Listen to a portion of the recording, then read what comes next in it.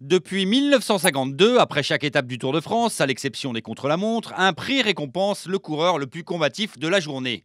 Connu comme le prix de la combativité, cette récompense est décidée par un jury formé de spécialistes du monde cycliste qui choisissent celui qui aura le plus animé l'étape du jour.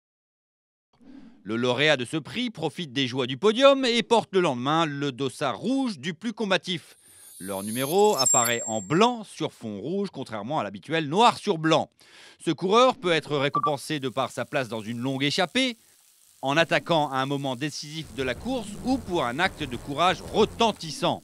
Michael Matthews avait par exemple remporté le prix de la combativité au terme de la cinquième étape du Tour 2015, après avoir franchi la ligne avec deux côtes cassées, stigmates d'une chute 2 jours auparavant.